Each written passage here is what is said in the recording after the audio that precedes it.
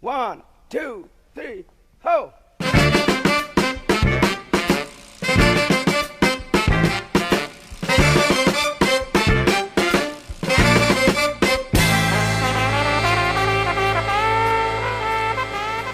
When it comes to learning, being excited, talking about accounting, Excel, and data modeling, I think 30% of the audience probably just dropped off. Like, what the heck is this? No one wants to hear about that.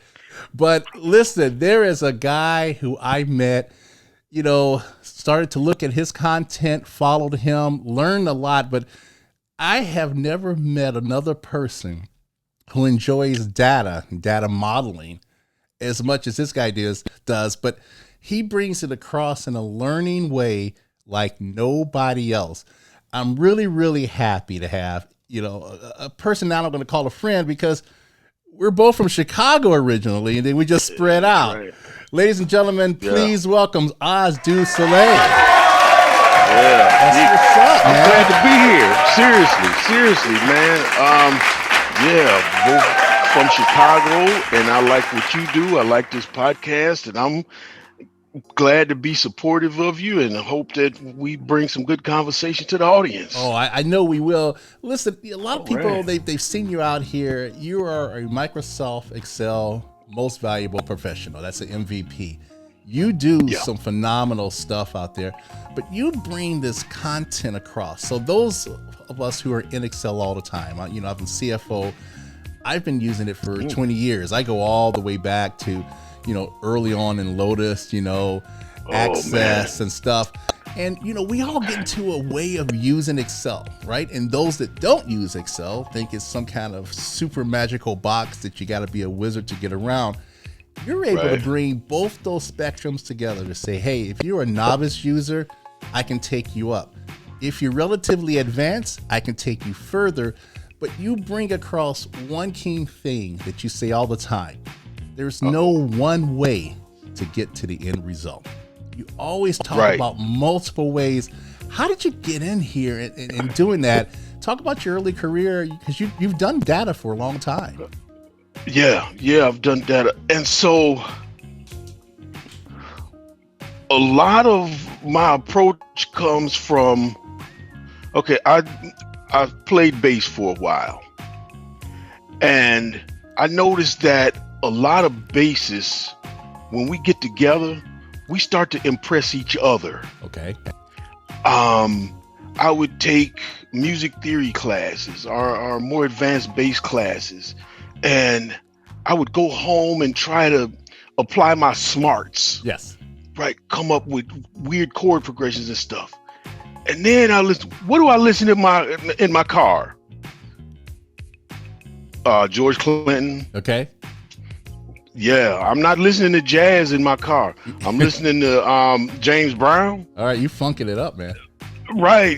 Yeah, exactly. That's the only way, right? Right on. No, right on. There's many ways. Disco. Yes. But the thing is, what made me feel good? What music reaches me? And my dad was a jazz saxophone player. Okay.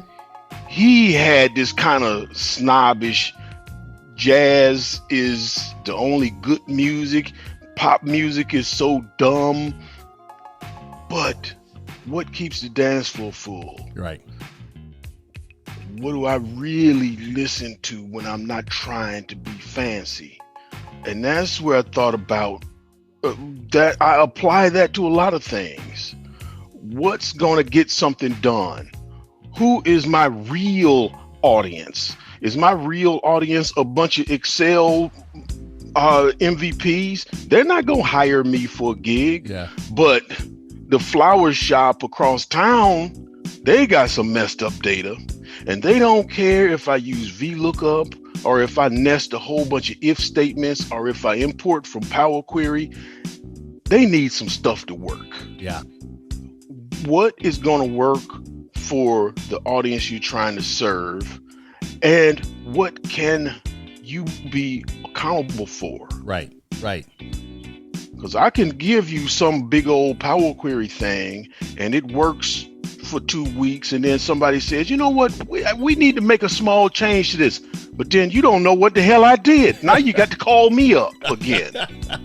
Now, I want you to be empowered. You have to be empowered. Now, you're a Microsoft Excel MVP. That sounds really intimidating. Someone will look at that and say, man, you know, this is a lot of knowledge. How did you get into that program, and how did you end up doing LinkedIn Learning? Because you have a crazy amount of content out here that I think once you start to go through your library, it goes back a number of years. Yeah. So you just sparked a whole bunch of stuff, right? And I didn't really capture the MVP thing until I was sitting at a bar one night, and this guy saw me, you know, I got my MVP stuff, and I said, he said, what is that? Well, it's a designation from Microsoft. We're not employees of Microsoft. They recognize us for our knowledge and our community contribution. And there's about 70 in the world. Wow. 70 in the entire world, Oz? Yeah. And that's what the guy said. There's more players in the NBA than 70. Wow. Wow. I didn't know that. He really put some context around it. How did I get to LinkedIn Learning? That's an interesting story, because I was a young YouTube channel. I had about 750 subscribers, and I'm still experimenting with my style. And I got an email from somebody who says, I saw you on LinkedIn, love what you do, want to talk with you. And I get emails like that a lot. Sure, I'm sure you do. Yeah, and usually it's some cockamamie idea that somebody's trying and they want me to be a canary in a coal mine. That's awesome. Yeah, right. What a metaphor that is. Yeah, right. So she and I talked, and I didn't take it seriously because, you know, there's a whole bunch of what ifs and this is what's possible. And then somebody who is an instructor with LinkedIn Learning, he said, Oz, you need to take that seriously. And so I called her back after about 3 months of being out of contact. Oh, wow. And she said, sure, it's so great to hear from you. I thought you was going to tell me get lost, buddy. But she said, no, so great to work with you. So then we started talking about kind of what kind of course can we put together. Yeah. And I got a sense that it was a kind of a, yes, share the knowledge, but see how we work together. But I wanted to have fun.